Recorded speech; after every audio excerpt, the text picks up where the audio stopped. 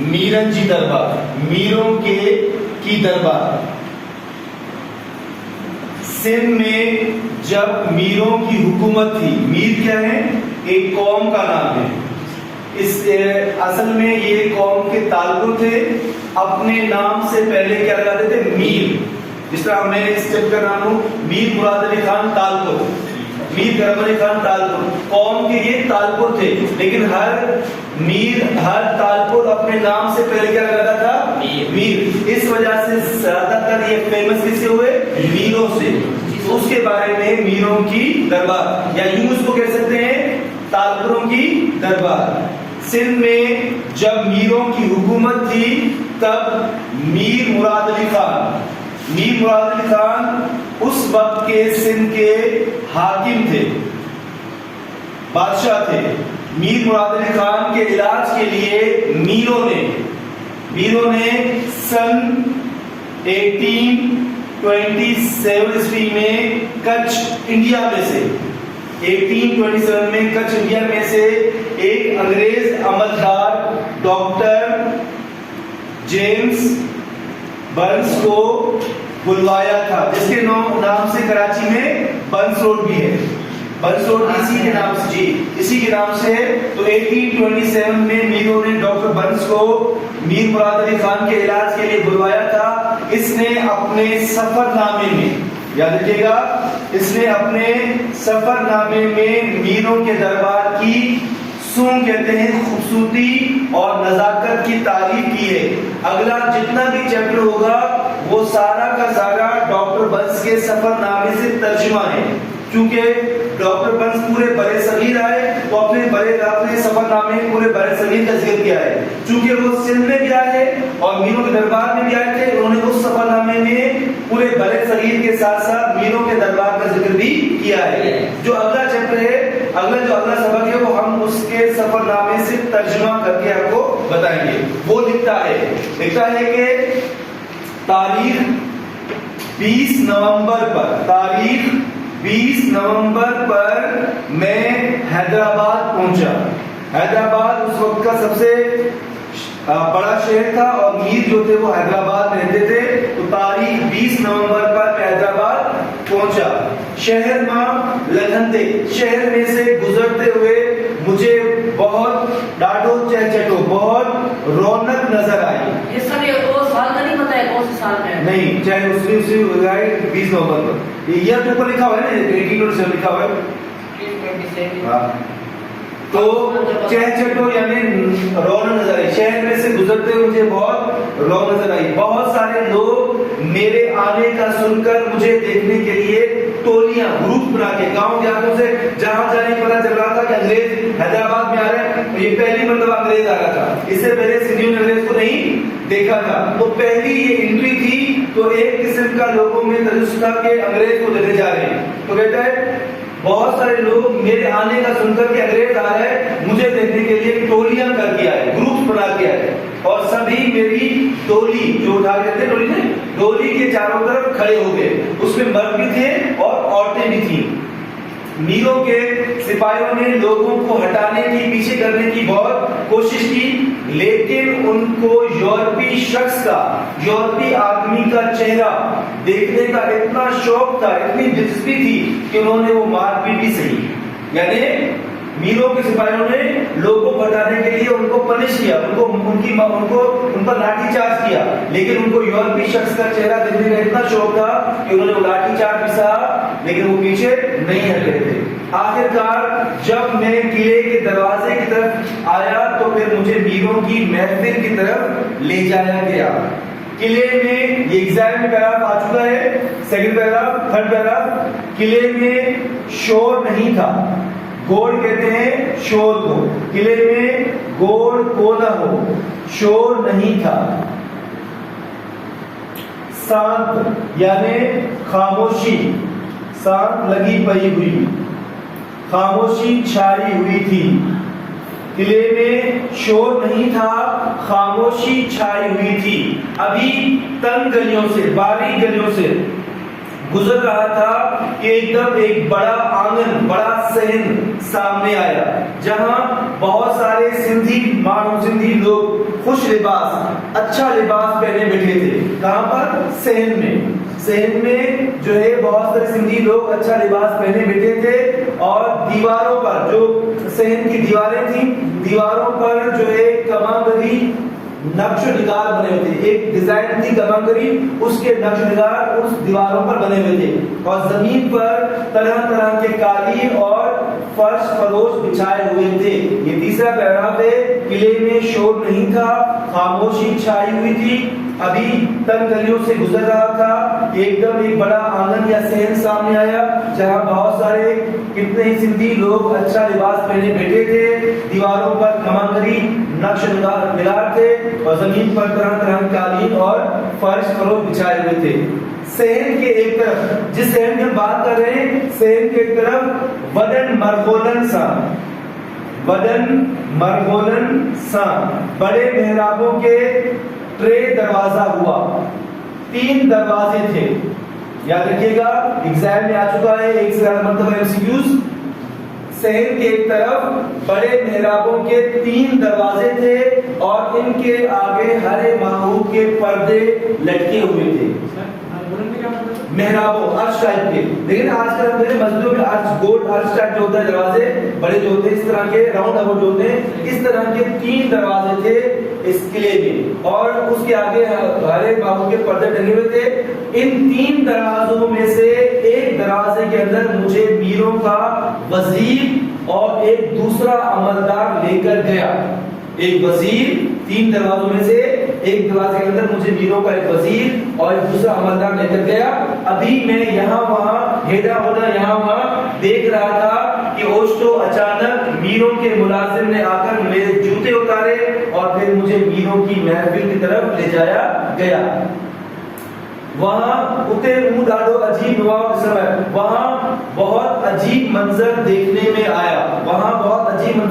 آیا جو مجھ سے کبھی بھی نہیں بھولے گا. بچپن میں نے الف لیلا اور دوسری کتابوں میں بادشاہوں اور حاکموں کی قصے اور کہانیاں پڑھی تھی. بادشاہ ایسے ہوتے ہیں, بادشاہ اس طرح بیٹھتے ہیں, دربار ایسی ہوتی ہے. یہ صرف اور صرف میں نے وربلی سنی تھی یا کتابوں میں اس کو پڑھا تھا. لیکن اس وقت جو میرے سامنے اتنی خوبصورت اتنی شان و شوکت والی جلوے دار خوبصورت محفل دیکھی تو میں دیکھ کر یہ بہت خوش ہوا.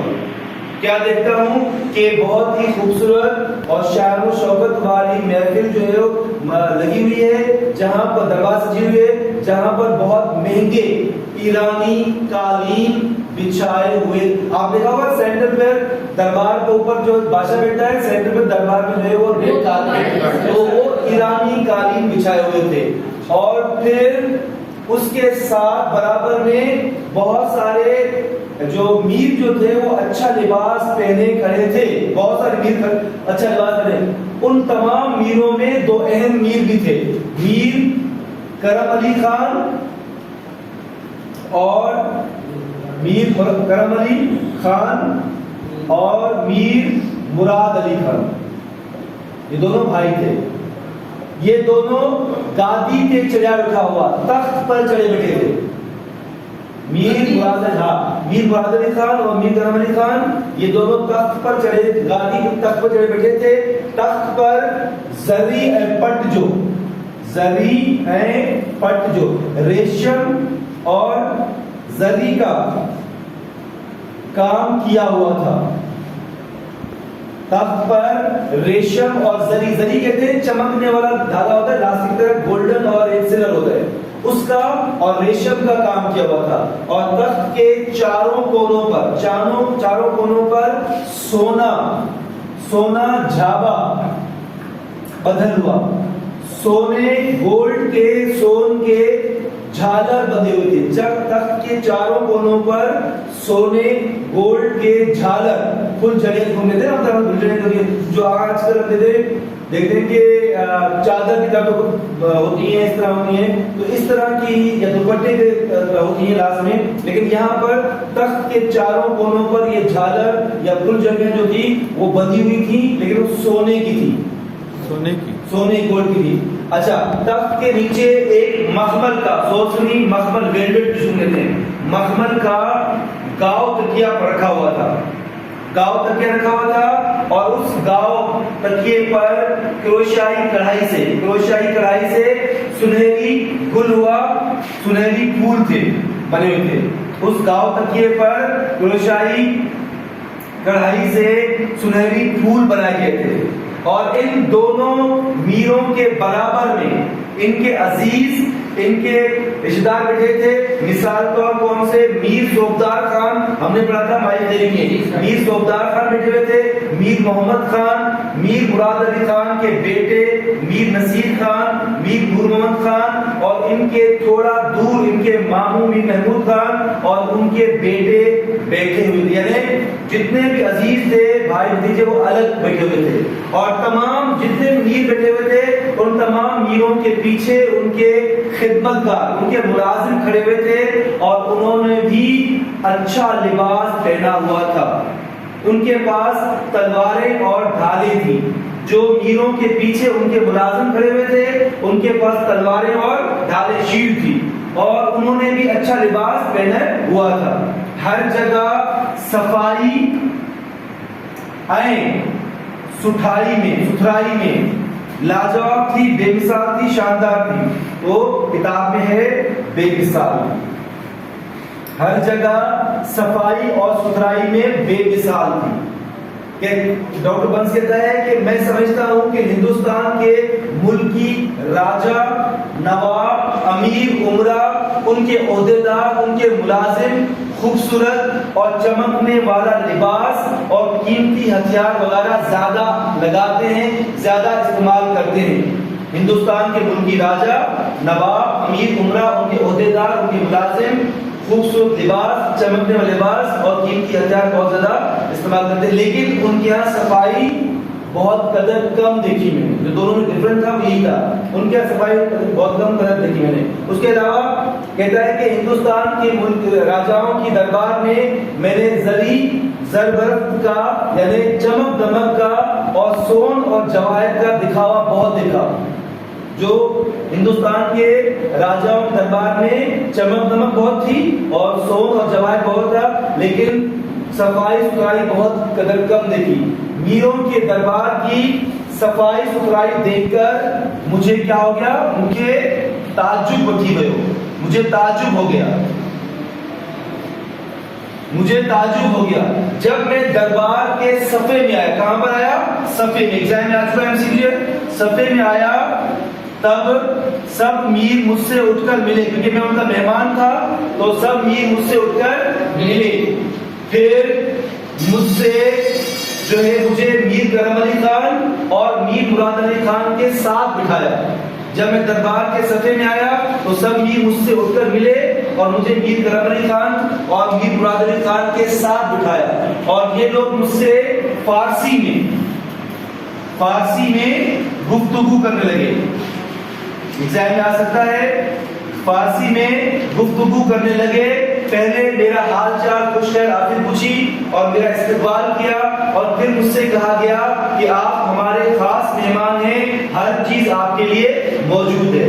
اوپر بیان دکھاتا ہے کہ سندھ کے حاکم بہت زیادہ تقی یافتہ، نیک خصلت، صفائی ستھرائی والے تھے، جو یورپی عملدار، یورپی ملازم اور دوسرے غیر کی تعریف کرنے سے نہیں تھکتے.